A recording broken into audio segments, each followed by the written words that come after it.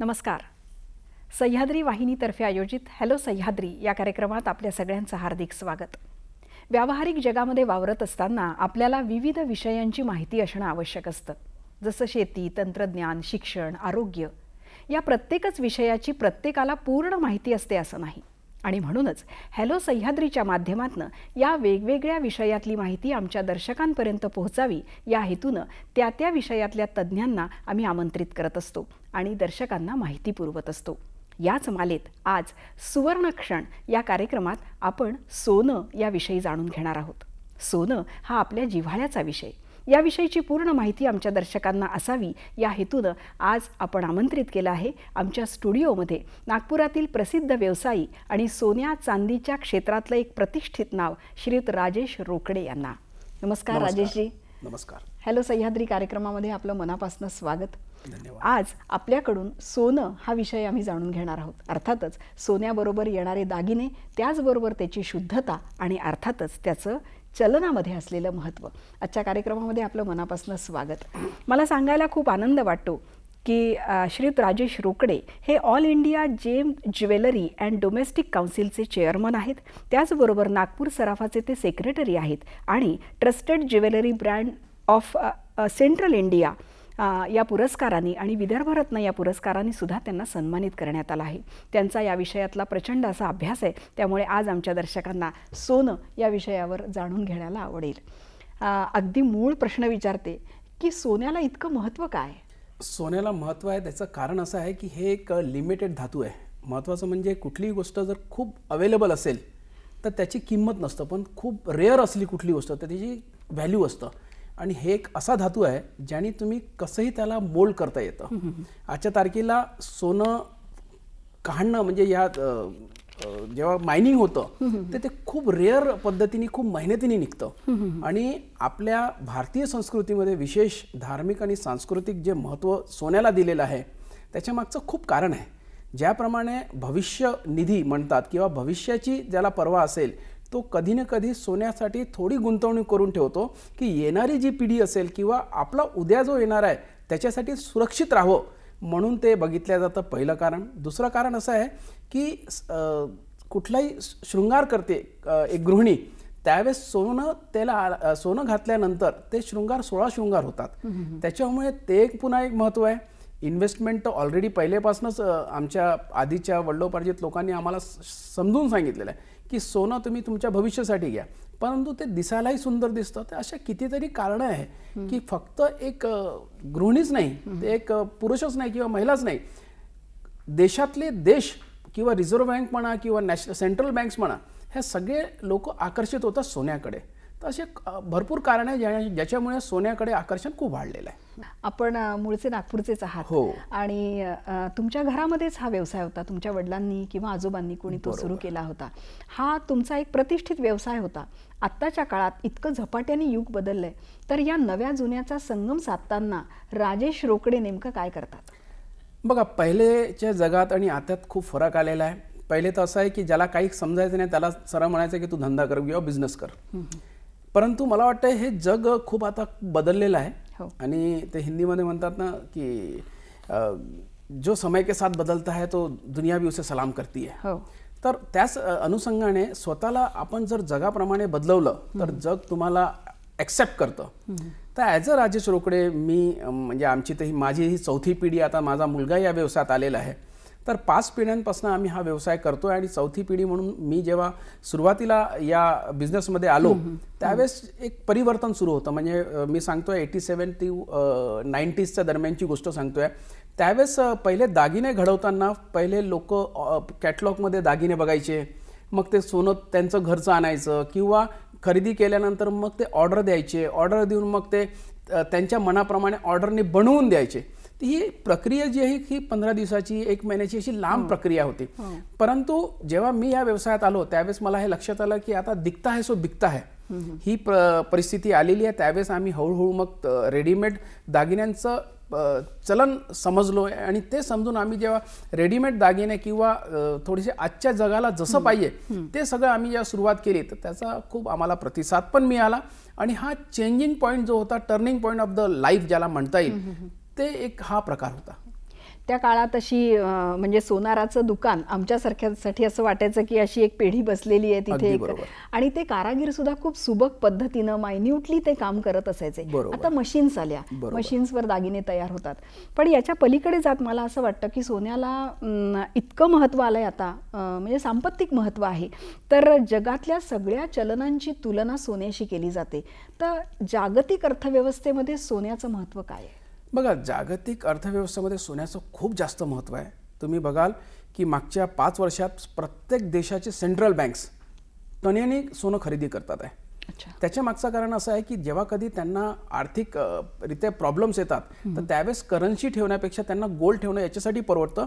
काही करन्सीची डिव्हॅल्युएशन होतं बरेचदा, किंवा समजा त्यांनी ते करन्सी फॉरेन डॉलर्समध्ये ठेवलेले असेल किंवा पाऊंडमध्ये ठेवलेले असेल तर ती व्हॅल्यू कमी जास्त होत राहतं. पण गोल्डची व्हॅल्यू निरंतर वाढत जातं. एक 2-3 दिवसाआधीच वर्ल्ड गोल्ड काउन्सिलची एक रिपोर्ट आलेली की 1971 पासून तर आतापर्यंत गोल्डनी ॲव्हरेज 8 ते 10% रिटर्न दिलेलं आहे. बापरे. तर नॉर्मली इन्फ्लेशन रेट जो असतो तो 2 ते 5% असतो, परंतु गोल्डनी 8 ते 9% जर रिटर्न दिलेला आहे. त्याच्यामुळे कुठलाही देश असेल किंवा नॉर्मली एक पब्लिक म्हणून एक नागरिक म्हणून कोणाची एक पहिली इच्छा असतं की इन्फ्लेशन रेटपेक्षा जास्त जर मला कुठे रिटर्न मिळत असेल ते आणि सोनं आहे. आणि सोनं एक असं म्हणता येईल की it is a universal currency. म्हणजे आजच्या तारखेला डॉलर पण एक 25 देश किंवा 50 देशानंतर चालणं थांबेल.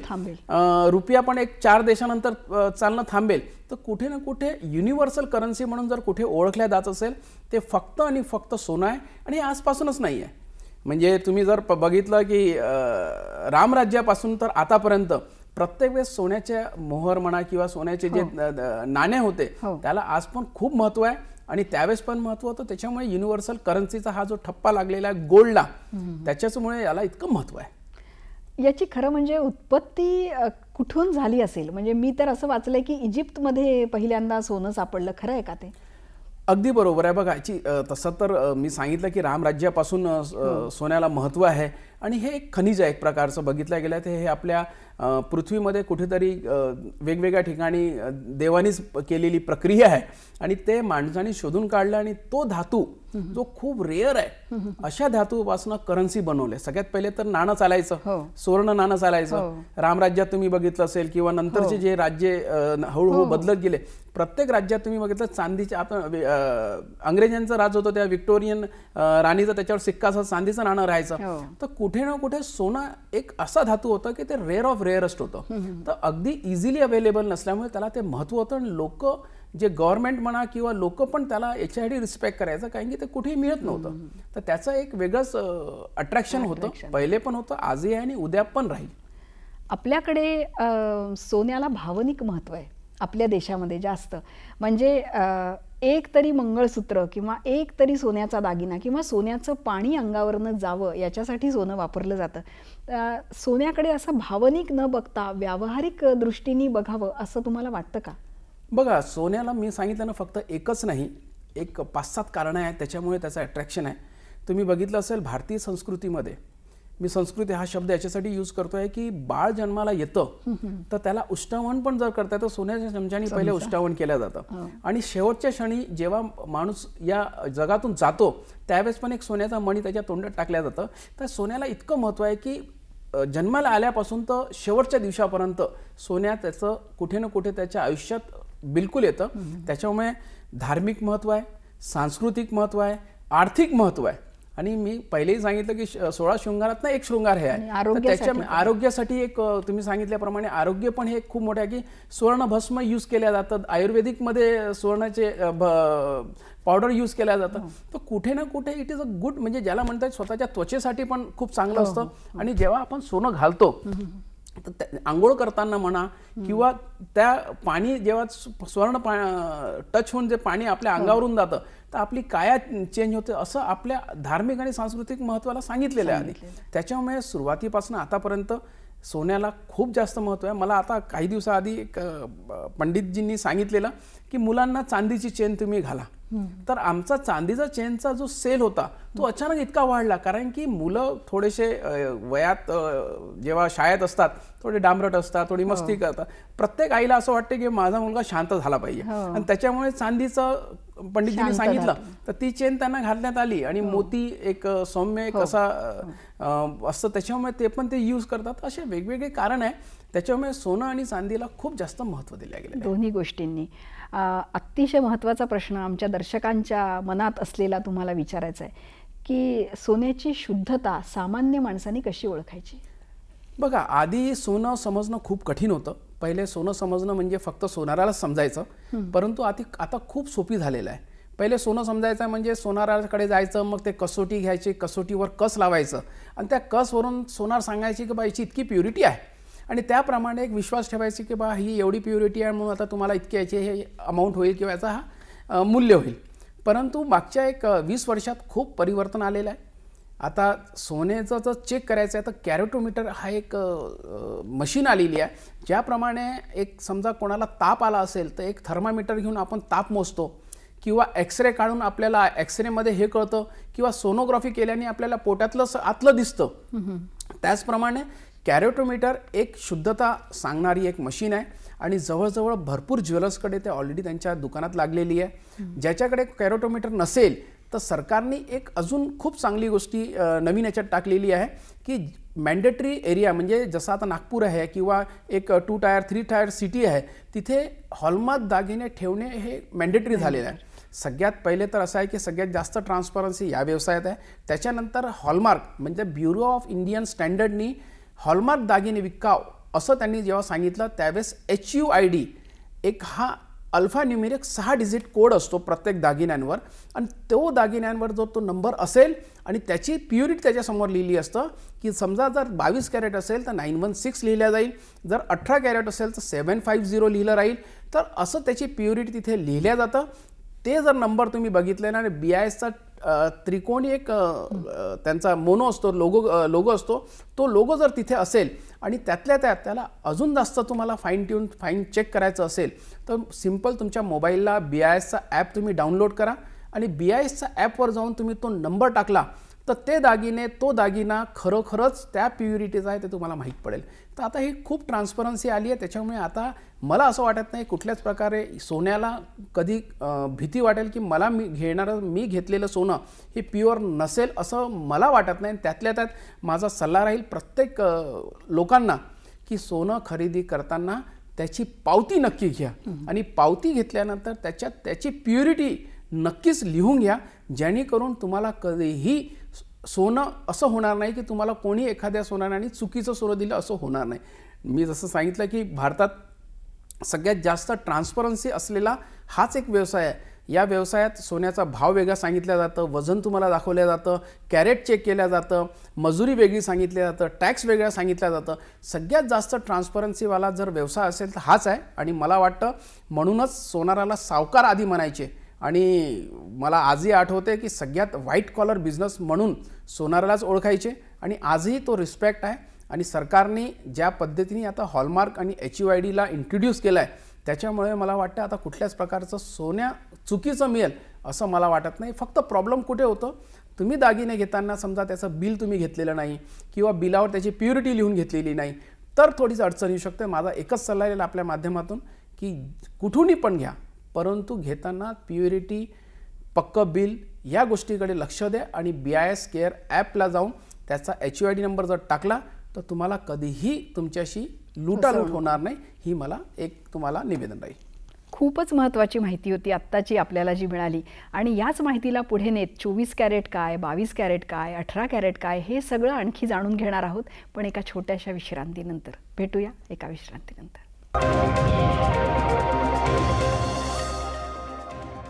ब्रेकनंतर पुन्हा एकदा आपलं हार्दिक स्वागत. हॅलो सह्याद्री या कार्यक्रमात सुवर्णक्षण अर्थात सोन्याविषयीची माहिती आपण श्रीयुत राजेश रोकडे यांच्याकडून जाणून घेतोय. आपण आपल्या चर्चेला पुढे नेत आत्ता आपण जी शुद्धता याच्याबद्दल सांगितलं, सोन्याची शुद्धता ओळखणं, तर हे 24 कॅरेट 22 कॅरेट हे म्हणजे नक्की काय? किती प्रमाणात सोनं असतं 24 कॅरेटमध्ये 22 कॅरेटमध्ये? 24 कॅरेट म्हणजे 100% समजून घ्या तुम्ही.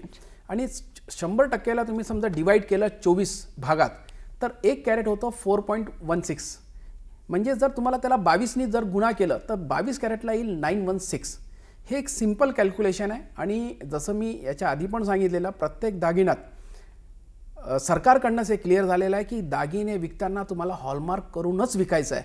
तर त्याच्यात एक नंबर लिहिलेला असतो. समजा ते 18 कॅरेट असेल तर 750 लिहिलं असेल, जर ते 14 कॅरेट असेल तर 583 लिहिलेलं असेल, आणि समजा ते 22 कॅरेट असेल तर 916 लिहिलेलं असेल, आणि जर 24 असेल तर 999 किंवा 9950 असेल. तर 1 कॅरेट म्हणजे 4%चा 4.16%चा 1 कॅरेट असतं.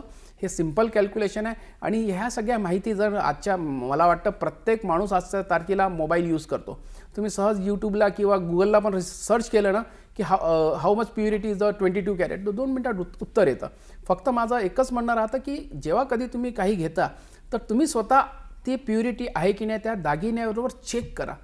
आणि ते चेक करायसाठी खूप सोपी सरकारने इतकी सुविधा करून ठेवलेली आहे की समजा एखादा दागिना तुम्ही घेतला तर तुम्ही स्वतः जाऊन BISच्या एखादं ऑथराइज सेंटरला जाऊन तुम्ही पर्सनल लेवलला पण चेक करू शकता, रिचेक करू शकता. आणि प्रत्येक ज्वेलर्सच्या दुकानाच्या आतमध्ये तो नंबर आणि तो ॲड्रेस लिहिलेला असतो, जेणेकरून मला असं वाटतं हा जो व्यवसाय आहे हा खूप ट्रस्टवाला व्यवसाय आहे. खूप जास्त विश्वास या व्यवसायावर पहिले पण होता, आजही आहे.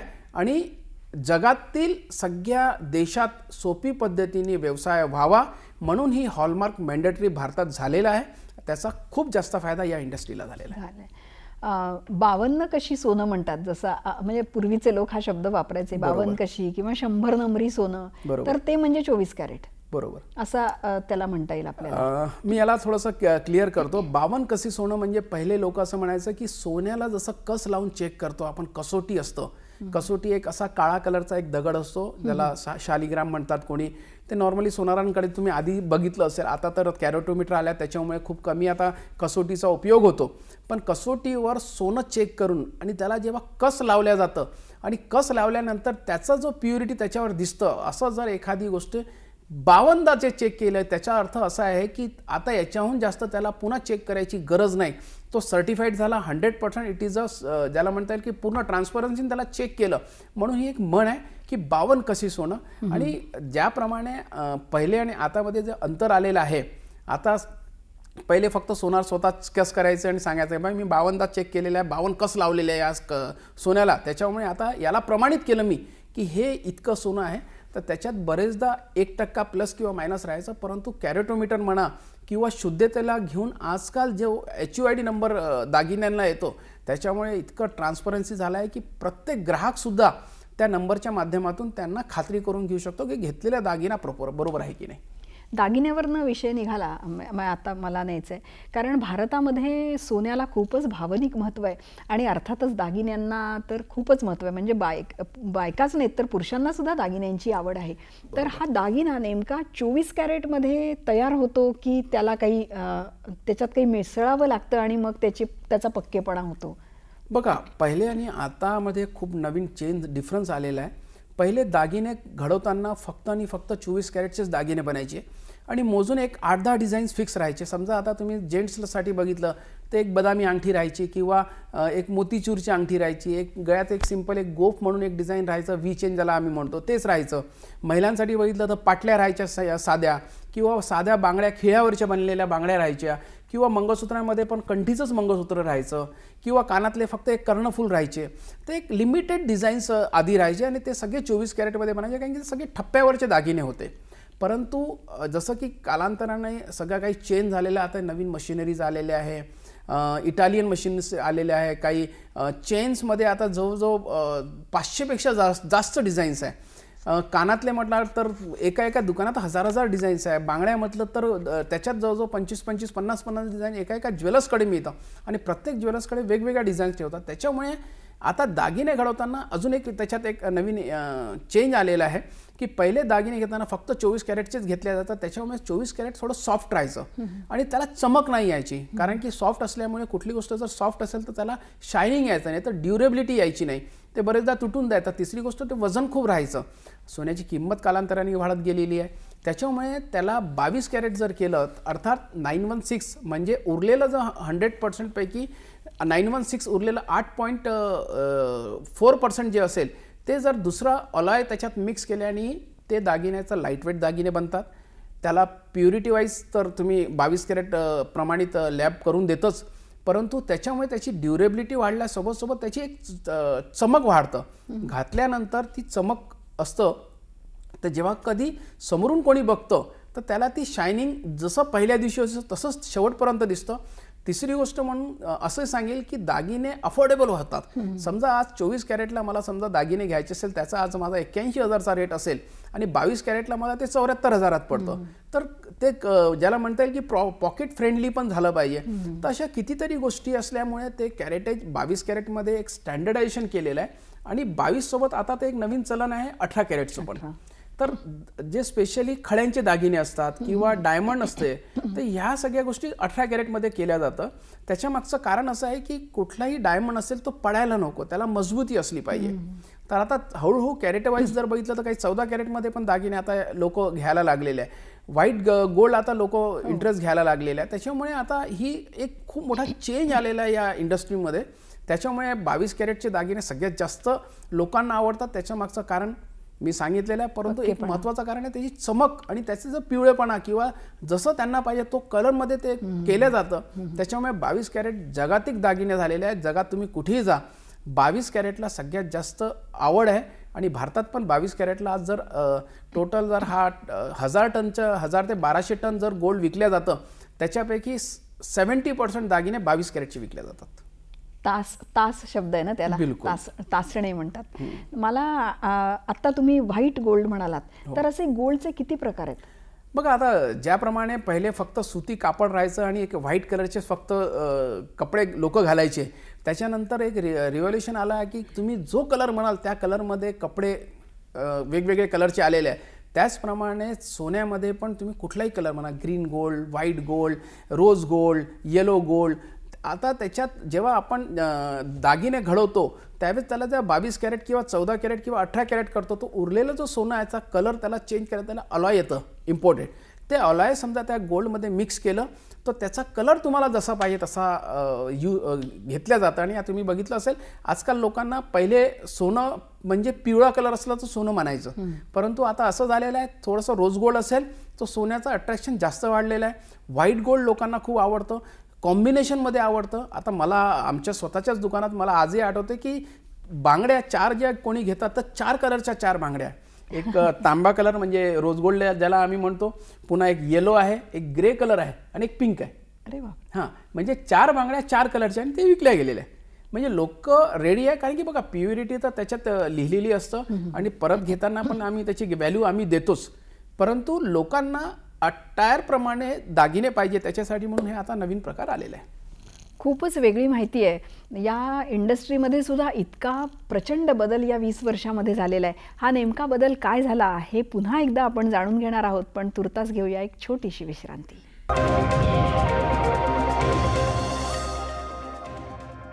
ब्रेकनंतर आपलं पुन्हा एकदा हार्दिक स्वागत.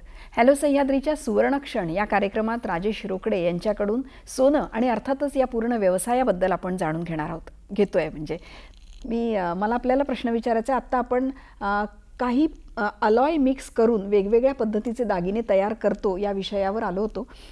या विषयाला घेऊन अनेक दर्शकांच्या मनामध्ये आहे अशा गोष्टी की समजा आम्हाला रिसेल करायचं आहे तो दागिना, तर मग तुम्ही याची किंमत कशी ठरवता? पहिले जेव्हा सोनं घ्यायचं लोक आणि परत द्यायचं, तर मी सांगितलं की कसोटीवर चेक करून एक अंदाज काढायची की बा याची किंमत एवढी आहे. परंतु आता हे खूप मोठा चेंज आलेला आहे. प्रत्येक दागिन्यावर त्याची प्युरिटी लिहिली असते. समजा ते हॉलमार्क असेल तर त्याची शुद्धता किती आहे ते त्याच्यावर लिहून असतं. आणि तरीसुद्धा असे काही दागिने असेल जे खूप जुने असेल किंवा असे काही दागिने असेल की त्याच्यात ते प्युरिटी लिहिलेली नसेल, त्यावेळेस खूप सोपी पद्धतीने त्याला पूर्ण दागिने वितळून कुठल्याही ज्वेलर्सकडे जा तुम्ही, ते वितळू देतील, त्याला गलाई करतील, गलाई करून त्याला कॅरेटोमीटरवर चेक केलं जातं. आणि कॅरेटोमीटरवर ज्याप्रमाणे थर्मामीटरने तसं ताप मोजल्या जातं तसं त्याची प्युरिटी चेक केलं जातं की याची प्युरिटी 78% आहे किंवा याची प्युरिटी 88% आहे किंवा 92% आहे. जे काही त्याची प्युरिटी असेल त्याप्रमाणे त्या दिवशीचा परचेस रेट असेल त्याच्याने त्याला कॅल्क्युलेशन केलं तर त्याची त्या दिवशीची किंमत समोर येईल. खूप ट्रान्सपरन्सी झालेली आहे. त्याच्यामुळे आता ग्राहकांचा विश्वास पण या जुन्या सोन्यांबद्दल काहीच म्हणजे आता शंका कुशंका राहिलेली नाही आणि हा विश्वास अजून वाढलेला आहे. आणखी एक आमच्या दर्शकांना तुमच्याकडनं सल्ला हवा आहे. सोनं खरेदी करण्याची नेमकी वेळ कुठली? सोनं खरेदी करण्याचा उत्तम वेळ तुमच्या खिशात ज्या दिवशी पैसे आहेत त्या दिवशी तुम्ही खरीदारी करायला पाहिजे. आणि मला अजून एक तुम्हाला सांगण्यासारखं असं वाटतं आहे की आपल्या भारतीय संस्कृतीमध्ये आपल्या आधीच्या वडिलोपार्जित लोकांनी, आपल्या पूर्वजांनी इतकी चांगली परिपाठी करून ठेवलेली आहे. तुम्ही आता बघत असाल इतक्यात ना SIP सिस्टमॅटिक इन्व्हेस्टमेंट प्लॅन हा शब्द मागच्या 10-20 वर्षात खूप ऐकलेला आहे. परंतु आपल्या पूर्वजांनी हे मागील म्हणजे 500 वर्षापासून ही आपल्या रक्तात ठेवलेलं आहे की तुम्ही जेव्हा कधी एक असा मुहूर्त येतं, जसं 3.5 मुहूर्तांपैकी एक धनतेरस एक चांगला मुहूर्त मानलं जातं, अक्षय तृतीया आता येणार आहे त्याला मुहूर्त मानलं जातं, गुढीपाडवा आता काही दिवसानंतर येणार आहे त्याला मुहूर्त मानलं जातं, तर कुठला गुरुपुष्य नक्षत्र असतं. तर असे चांगल्या क्षणावर कुठे ना कुठे त्या दिवसाला सोनं खरेदी केली पाहिजे असं मान्यता लोकांनी, आमच्या आधीच्या लोकांनी आम्हाला शिकवण ठेवलेली आहे. आणि त्याला धार्मिक आणि सांस्कृतिक महत्त्व पण दिलं आहे. आणि तुम्ही बघितलं असेल हे याच्यासाठीच ठेवलेलं आहे की तुम्ही सिस्टमॅटिक इन्व्हेस्टमेंट प्लॅन वेळोवेळी करत राहू. हे तर आता तुम्ही शब्द ऐकलेला आहे, पण आपल्या आधीच्या पिढींनी आपल्याला हे पहिलेपासून समजवलं आहे की या अमुक दिवसाला सुवर्ण खरेदी केलं पाहिजे. मला आजही आठवतं, या वर्षी सोन्याचा भाव जर 81,000 आहे, मागच्या वर्षी तो 68,000 70,000 होता.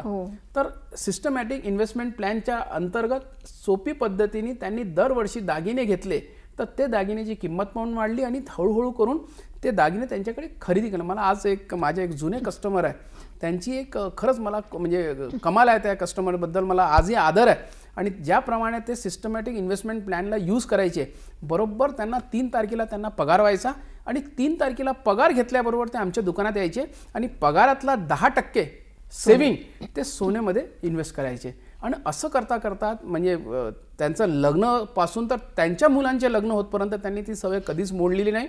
आणि दर महिन्याला येऊन आमच्याकडनं खूप नाही, त्यांच्या ऐपतीप्रमाणे सोनं घ्यायचे, कधी 2 ग्रॅम घ्यायचे, कधी 5 ग्रॅम घ्यायचे, परंतु ते कसं ना कसं करून ते आमच्या दुकानात यायचे, खरेदी करायचे. खरेदी करून त्यांनी जे सोनं हळूहळू करून जमा केलं तो सोपी पद्धतीने त्यांना त्यांच्या मुलांचे लग्न करताना सोपी पद्धतीने त्यांना सोयीस्कर झालं.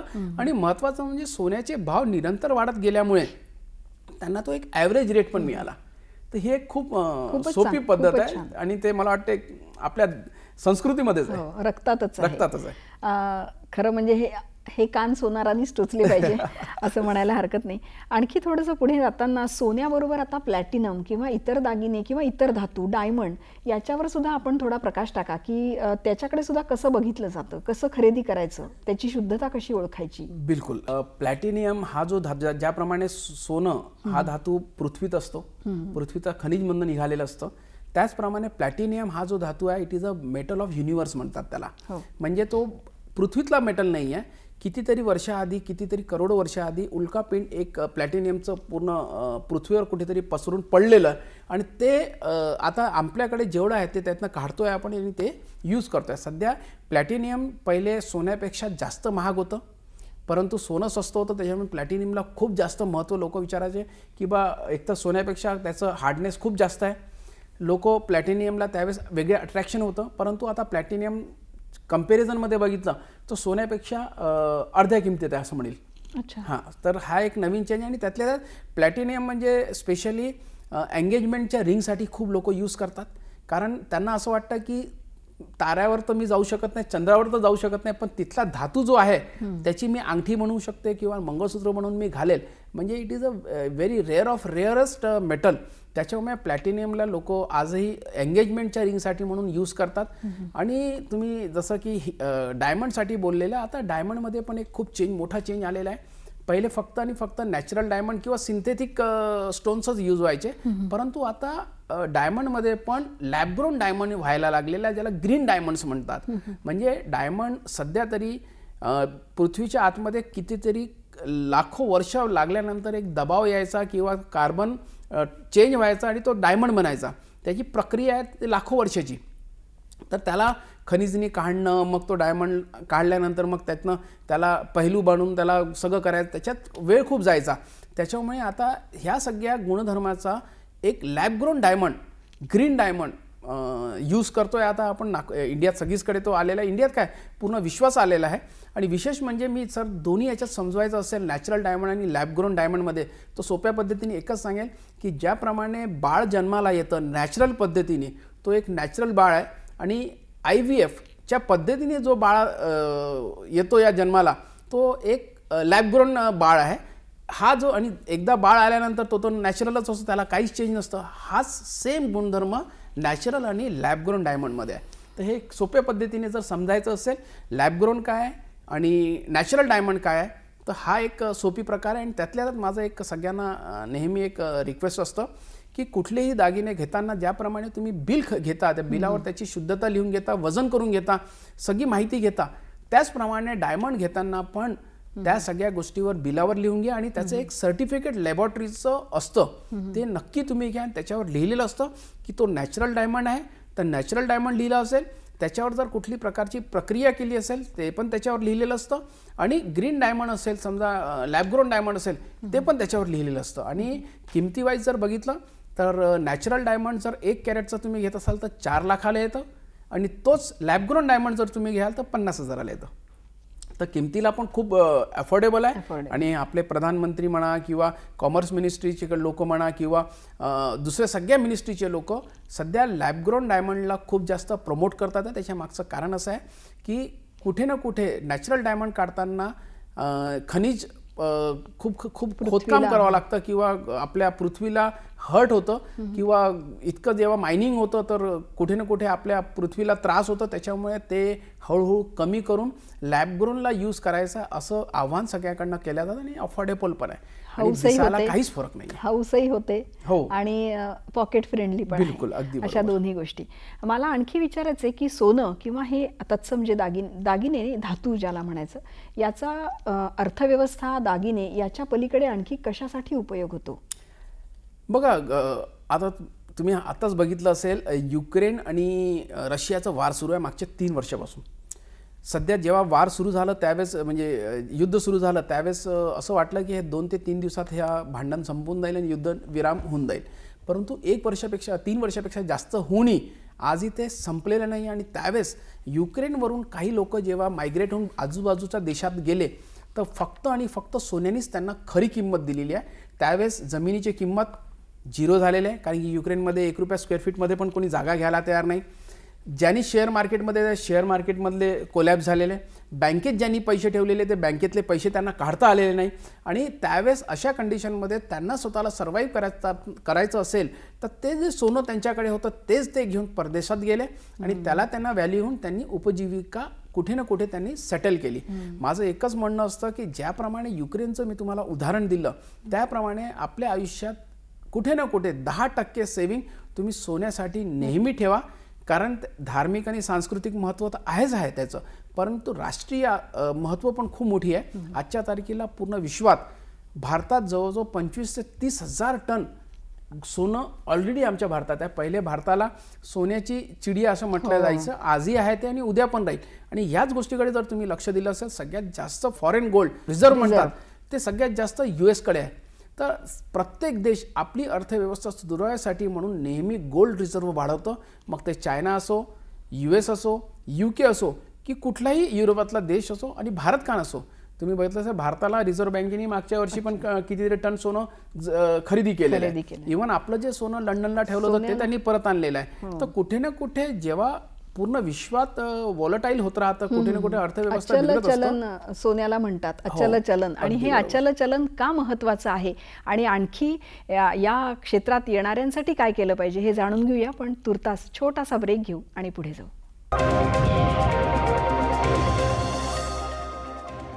नमस्कार. ब्रेकनंतर पुन्हा एकदा आपलं हार्दिक स्वागत. हॅलो सह्याद्रीच्या सुवर्णक्षण कार्यक्रमात राजेश रोकडे यांच्याकडून सोनं या विषयावर आपण जाणून घेतोय. आपल्या चर्चेला आपण पुढे नेऊया. आणि मला तुम्हाला विचारायचं आहे की आमच्या लहानपणी, आपल्या सगळ्यांच्याच लहानपणी इतकी कमी किंमत होती सोन्याची आणि आता प्रचंड वाढली आहे, प्रत्येक क्षणी वाढतेच आहे. तर सोन्याचे भाव का वाढतात? बघा, सोन्याचे भाव वाढण्याचे एकच कारण नाही आहे, 5-6 कारण आहे. त्यातनं मी पहिलं कारण असं आहे की सगळ्या सेंट्रल बँक्स ते खरेदी करतात आहे, पहिली गोष्ट. आणि जेव्हा कधी कुठली कंट्री आपली करन्सी जेव्हा प्रिंट करतं तर त्याच्या अगेन्स्टमध्ये तेवढं गोल्ड ते डिपॉझिट स्वतःकडे ठेवतो, पहिलं कारण. दुसरं कारण असं आहे की सेंट्रल बँक्स आपले इंटरेस्ट रेट कट करतात बरेचदा. तर जसं जसं इंटरेस्ट रेट कमी होईल तसं तसं सोन्याचा भाव वाढेल.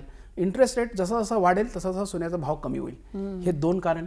तिसरं कन्झम्पशन. आजच्या तारखेला फक्त भारतातच मी बघितलं तर 750 ते 800 टन इम्पोर्ट होतं आणि 300 ते 400 टन रिसायकल गोल्ड होतं, म्हणजे जुनं सोनं रिसायकल होतं. म्हणजे ही इंडस्ट्री फक्त भारतातच मी बघितली तर 1200 टनची आहे. म्हणजे दरवर्षी डिमांड आहेच याची.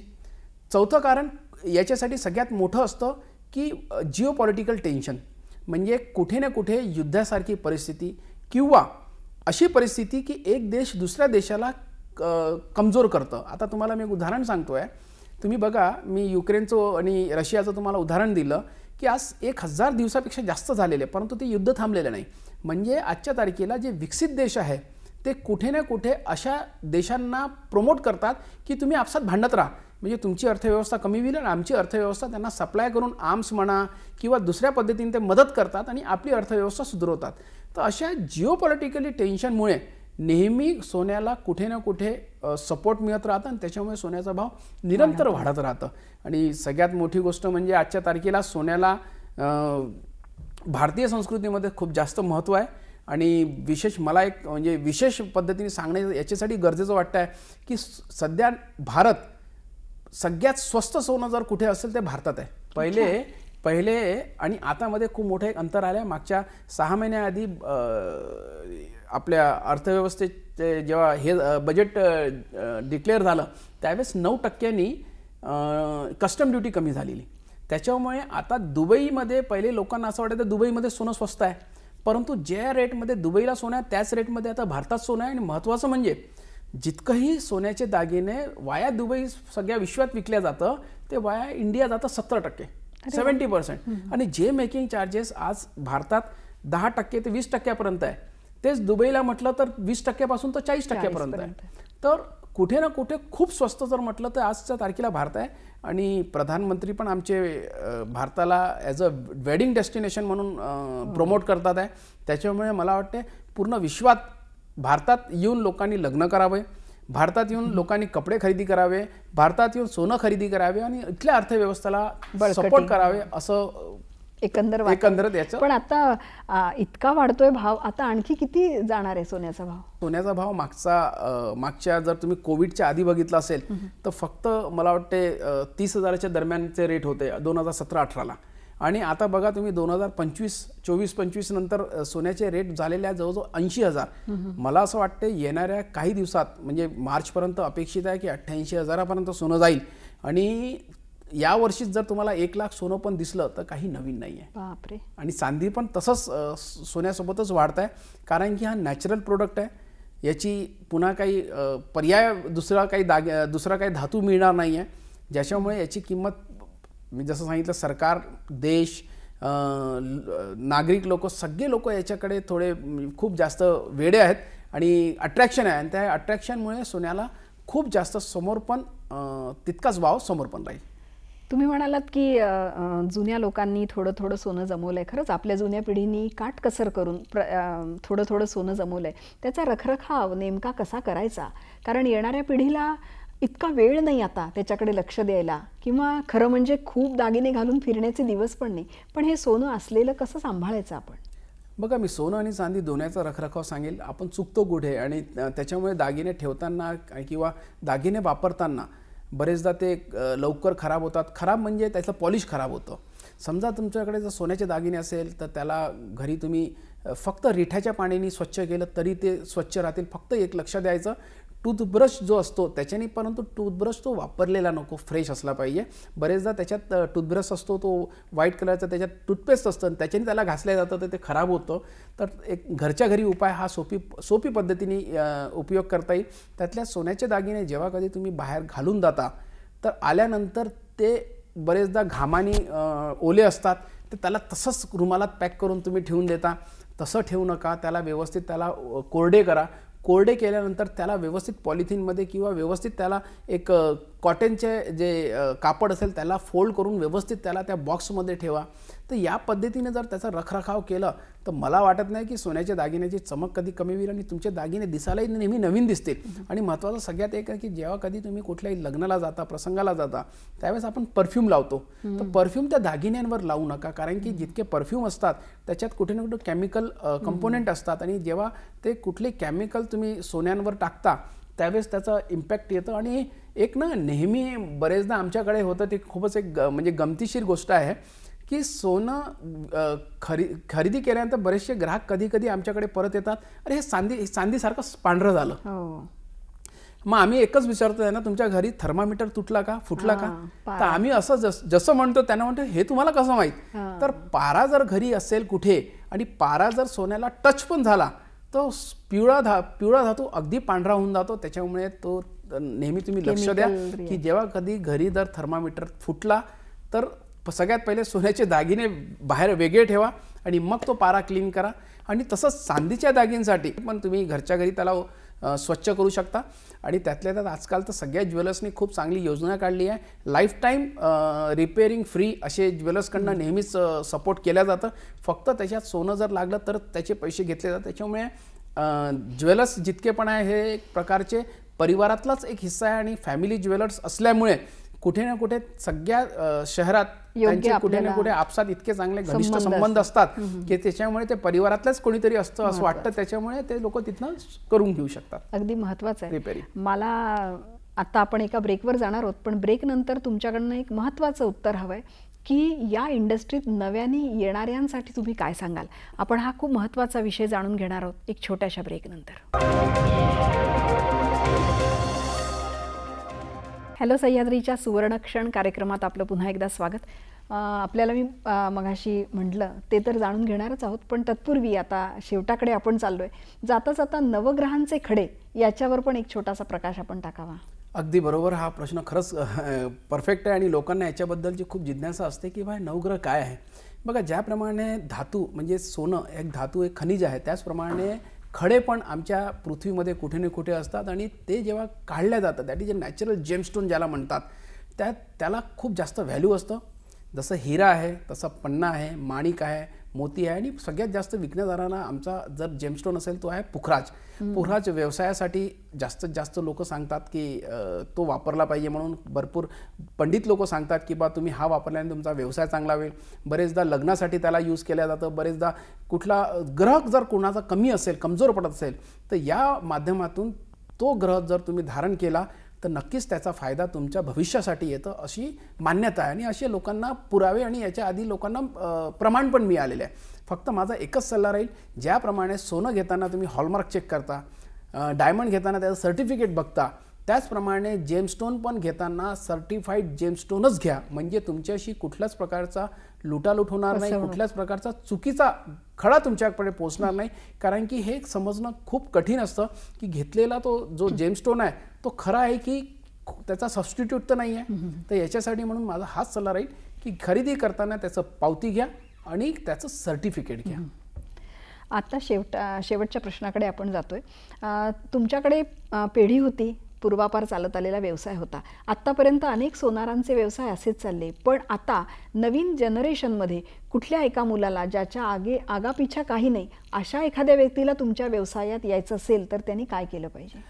बघा, पहिले आणि आतामध्ये हा चेंजचा आहेच झाला आहे. पहिले फक्त आणि फक्त हा व्यवसाय सोनी या जातीचे लोकच करायचे, परंतु आता असं राहिलेलं नाही आहे. सगळे लोक ज्याच्याकडे पुंजी आहे, ज्याच्याकडे कॅपिटल असेल तो ह्या व्यवसायात येऊन काम करू शकतो. आता तुम्ही बघितलं असेल खूप शहरात नवीन नवीन ज्वेलर्स नवीन उघडतात आहे. त्याच्यामुळे असं काही मॅन्डेटरी नाही राहिलेलं आहे की फक्त या जातीचे लोकांनीच हा व्यवसाय करावा. परंतु माझा एकच सल्ला राहील की कोणी हा व्यवसाय जर करत असेल त्यांनी प्रामाणिकता जी आहे या व्यवसायाचा प्रमुख, ते त्यांनी लक्ष द्यावं आणि ट्रान्सपरन्सीनी हा व्यवसाय करावं. आणि मी नेहमी सांगतो आहे की कुठलाही व्यवसाय करताना 5 गोष्टी लागतात. त्याच्यात क्वालिटी, क्वांटिटी, सर्व्हिस, ट्रस्ट आणि ट्रान्सपरन्सी.